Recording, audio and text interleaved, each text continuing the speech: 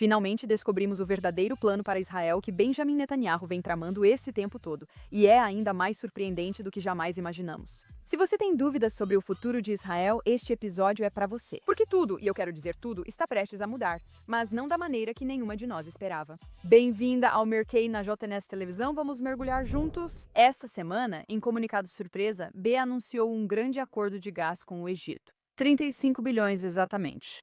Agora, além de ser muito dinheiro, isso é realmente extremamente significativo para o cenário geopolítico de Israel e marca o início de uma mudança tão tremenda. Precisamos começar do início, como sempre fazemos, pois sem contexto, o que digo parece sem sentido. Então, até os anos 2000, Israel não tinha recursos próprios de gás natural.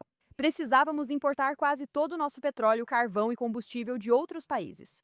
Até 1979, o Irã era nosso principal fornecedor de gás. A Revolução Islâmica nos deixou em apuros e ensinou a Israel uma lição importante que ainda tentamos aprender hoje. A dependência de energia estrangeira é perigosa, pois pode ser tirada de nós a qualquer momento. Mas, devido à falta de recursos próprios, nossas mãos estavam meio atadas. Passamos a diversificar as importações de gás para evitar dependência de escassez. E assim começamos a importar de muitos outros lugares distantes, como México e Rússia, até mesmo Noruega. Diversificar parecia uma boa estratégia para nos proteger de relações diplomáticas complicadas, como vimos agora, com armas militares dependendo de outros países para coisas das quais nossa sobrevivência depende, é um grande problema. Se eles não gostarem de nós ou cederem à pressão política, quem paga o preço somos nós. Isso limita Israel em vários assuntos militares e políticos, já que o combustível é essencial para o país. Por causa disso, tentamos evitar países onde os conflitos potenciais eram mais óbvios, como locais no Oriente Médio. Com os acordos de Oslo, o Egito passou a ser possível fornecedor de energia. Só em 2004 começamos a receber gás deles, porque em 2000 descobrimos um pequeno campo de gás. Ter quantidade própria já era importante, mas ainda insuficiente para sustentar o país. O carvão foi substituído gradualmente, mas ainda dependíamos de outros, então buscamos o Egito. Em 2009, foi descoberto o campo de gás Tamar no Mediterrâneo, mudando tudo. Era grande o bastante para suprir quase toda a nossa eletricidade, tornando tudo bem mais barato para o país, o que é importante. Naquela época, éramos muito pobres e dependíamos de ajuda de países como os Estados Unidos. Agora é mais limpo e reduziu bastante nossa dependência de energia estrangeira, embora não totalmente. Em 2010, a descoberta do gás Leviathan mudou o jogo, sendo uma das maiores descobertas de gás offshore do mundo. Agora não precisávamos mais depender de outros países para a energia. Após anos de monetização difícil e construção nessa plataforma de gás, marcada por complicações políticas, começamos a exportar gás para outros países, principalmente Jordânia e, surpreendentemente, Egito. Após anos importando do Egito. Isso foi uma grande mudança, mas vamos falar sobre isso em um segundo. Em Israel, porém, a descoberta trouxe complicações. Pessoas ficaram furiosas com os danos ambientais dessas escavações. A decisão de continuar investindo foi muito controversa, principalmente porque levou tempo para descobrir como lucrar com isso. Israel sempre teve dificuldades com recursos naturais, especialmente água, por isso essa descoberta é extremamente importante. Lembre-se da famosa frase de Golda Meir: Moisés nos guiou 40 anos no deserto só para nos levar ao único lugar do Oriente Médio sem petróleo? Isso não envelheceu bem. É interessante notar que Jordânia, Israel e Egito são próximos, mas têm recursos naturais bem diferentes. Por muitos anos, parecia que o Egito tinha sido abençoado com os recursos energéticos da região. Obviamente, agora não é mais o caso, ou eles não estariam assinando um acordo conosco. E por quê? Bem, até os anos 2000, eles tinham uma população relativamente pequena e reservas de gás natural que deixavam bastante excedente. No início dos anos 2000, descobriram mais gás no mar e decidiram se tornar grandes exportadores para impulsionar a economia. Jordânia e vários países europeus tornaram-se dependentes do Egito devido à sua localização estratégica. E Israel se juntou em 2005 com a ajuda do gasoduto East Mediterranean Gas. 40% do gás de Israel era fornecido pelo Egito. Isso fazia parte do nosso acordo de paz, fortalecendo relações e sendo uma solução estável e duradoura, provando que a cooperação econômica pode superar a política. Mas havia um pequeno problema com isso, porque o Egito realmente não sabia como lidar adequadamente com seus recursos. E devido tanto a uma explosão populacional, ou seja, mais demanda do próprio Egito, quanto a demanda por gás, com demandas disparando em outros lugares, eles rapidamente encontraram um obstáculo em seu plano, já que seus suprimentos começaram a diminuir. Esse foi o real obstáculo no plano: a Primavera Árabe. Uma onda de protestos e levantes pró-democracia e anti-governo desestabilizou seriamente o Egito, impulsionada pelo movimento pró-Palestina. Não só o Egito, mas outros países árabes também. Os gasodutos que conectavam o Egito e Israel, e portanto também a Europa, passavam pela Península do Sinai, e esse gasoduto foi explodido mais de uma dúzia de vezes. Durante a resistência política, o fornecimento ficou totalmente instável. E também uma fonte crescente de tensão, especialmente para o Egito, já que a população não gostava que o governo ajudasse Israel. Então, em uma vitória política rápida e fácil, eles cancelaram o acordo em que nos forneciam tanto do seu gás, no que chamaram de uma disputa comercial. Todos sabemos a verdade. Os preços da energia subiram rapidamente em Israel, mostrando mais uma vez como a dependência energética é perigosa. Mas foi uma bênção disfarçada, pois nos impulsionou a descobrir nossos próprios recursos. Quando descobrimos o recurso de gás Tamar, foi muito mais do que apenas um avanço financeiro, marcou o início de um avanço em segurança para que pudéssemos caminhar rumo à independência e nos proteger de chantagens políticas. Por isso, nossas plataformas sempre foram protegidas militarmente, mantendo esse status quo no país até outubro de 2023. Para entender a mudança atual, que vou explicar em um instante, vamos dar uma olhada rápida na Jordânia, porque se você estava se perguntando por quê, é isso, tivemos escaladas com praticamente todos os países árabes ao nosso redor e nas nossas fronteiras, mas com a Jordânia, basicamente tem sido tranquilo. Aqui está a sua resposta. A Jordânia é um dos países mais pobres em energia no Oriente Médio e importa mais de 90% das suas necessidades de gás. Os custos disso são astronômicos e uma grande ameaça à estabilidade deles. Por anos, eles dependeram do Egito, assim como Israel. Quando o oleoduto parou, eles perderam o acesso ao petróleo da fonte próxima. Isso significava que tinham que pagar preços altos, ao contrário dos baixos oferecidos pelo Egito por estabilidade política. Quando Israel encontrou seus novos recursos de gás, a Jordânia enfrentou uma escolha: continuar levando o país à ruína com preços absurdos, apagões e instabilidade, ou superar seu ódio e questões políticas com Israel e potencialmente sobreviver. Em 2016, firmamos um acordo de gás de longo prazo com a Jordânia, iniciado em 2020, que fornece 30 a 40% do gás deles. Foi uma escolha sábia. Não é um acordo popular, mas também não foi cancelado após 7 de outubro. Nossas fronteiras com eles ficaram estáveis, e isso não foi por acaso.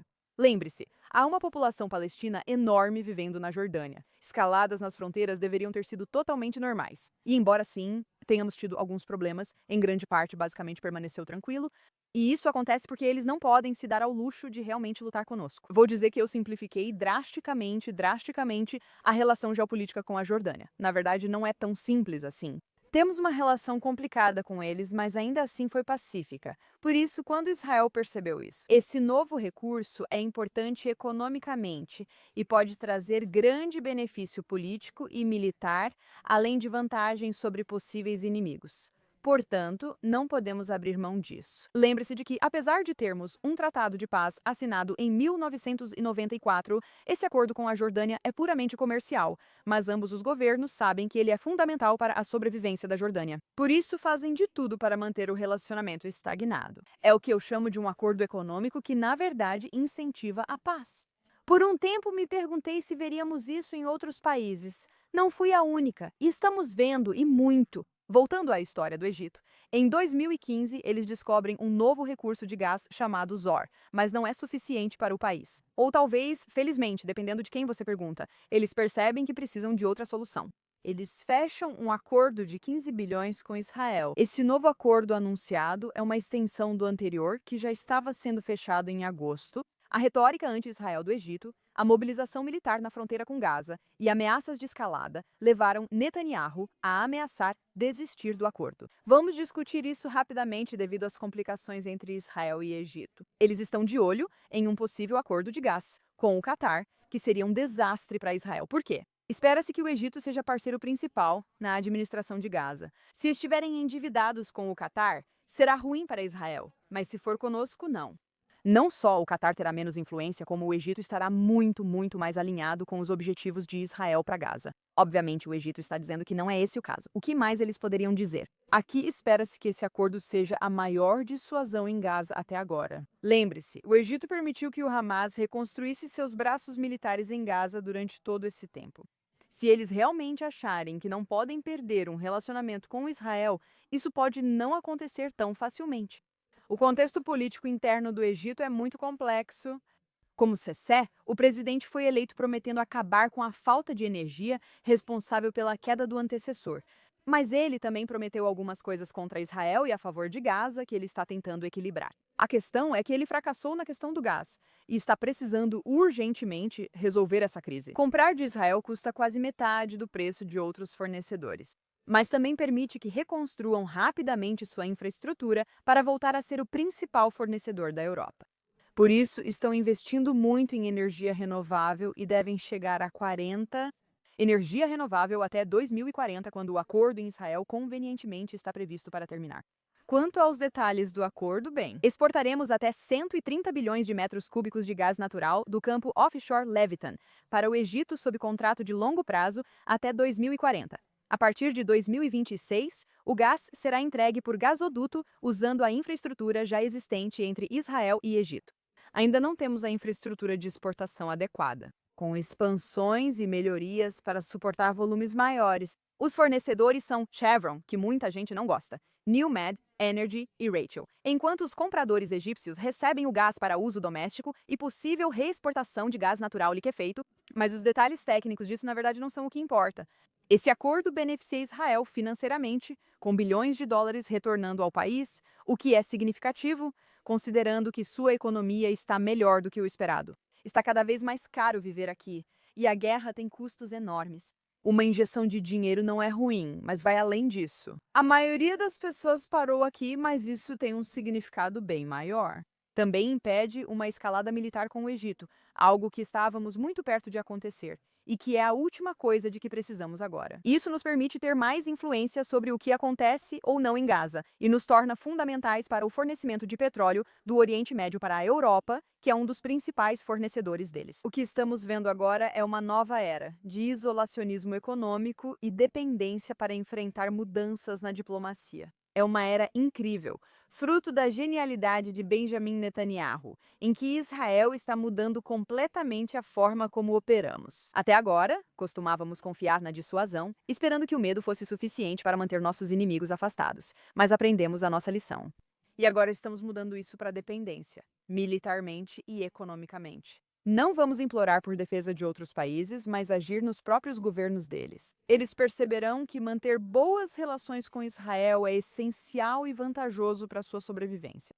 No comunicado à imprensa, Bibi disse que ainda há mais surpresas por vir, e é provável que vejamos algo parecido com a Síria. O interessante desse acordo é que não é um tratado de paz explícito. Isso gera indignação política nos países árabes, mas é Israel. Resolver problemas para esses países de uma forma que eles não possam se dar ao luxo de se tornarem nossos inimigos, enquanto impulsiona dramaticamente a economia de Israel. O gasoduto Blue Ramming com a Arábia Saudita é outro exemplo desse tipo.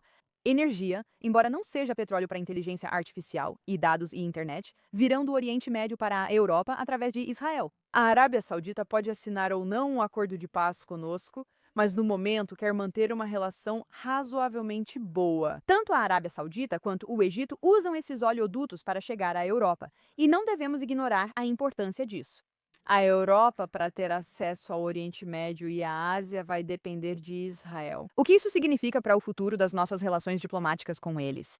Veja, embora online tudo pareça perdido e sombrio e realmente haja elementos disso agora na prática, a maioria dos países consegue filtrar o barulho e ver uma verdade simples. O que Israel fez nos últimos anos é nada menos que milagroso.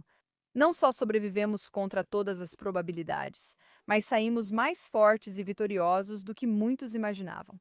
Mesmo com a guerra, agora somos a terceira economia mais forte. Você acha que eles não estão percebendo que não só não querem ser nossos inimigos, mas que, na verdade, deveriam ser nossos amigos? Em termos militares, estamos fechando acordos de venda de armas maiores do que nunca com países como a Arábia Saudita e a Alemanha, inclusive na Europa. Só esta semana, assinamos mais um acordo de 31 bilhões com a Alemanha para fornecer a eles nosso sistema de defesa antimísseis Arrow. à medida que aumentam os temores de uma escalada russa. Eles são o único país europeu para quem vendemos isso, e este é nosso maior acordo de exportação de defesa. Estamos até em negociações com a Grécia e o Chipre para desenvolver uma força de reação rápida no leste do Mediterrâneo. Obviamente, devido às nossas preocupações em comum com a Turquia, e só para você saber, a Grécia agora implantou mísseis israelenses em várias ilhas próximas à Turquia. Mas isso é assunto para outro momento. Ouvimos falar de atos de antissemitismo na Grécia, mas não ouvimos falar disso. Essa é a questão. A maioria desses países, embora não estejam em guerra ativa, estão em um estado de completa desordem. As coisas estão desmoronando muito rapidamente. Israel passou 2 anos em situação desconfortável, mas agora estamos superando e conseguindo construir isso. Sabemos lidar com o terror e nos defender do inimigo. Construímos um sistema incrível e estamos crescendo economicamente, ficando melhores enquanto outros países observam. Ao analisarmos essa guerra a curto prazo, é difícil ter esperança. Sentimos cansaço e medo. Mas, quando nos afastamos do Twitter, nos afastamos dos soldados feridos e vemos o quadro maior, na verdade tudo se tornou incrivelmente positivo. O Israel que conhecemos agora vai ser drasticamente diferente do Israel que veremos em 10 anos. Frequentemente me perguntam como mantenho a esperança. Faço isso tentando me afastar e observar o que realmente ocorre. Quando Bibi afirma que aprendemos a lição em 7 de outubro e que tudo está mudando, esse era seu plano. Ficarmos tão fortes economicamente que sejamos inegáveis e apoio totalmente isso. Oscilar entre política pequena e grandes mudanças é essencial para entendermos.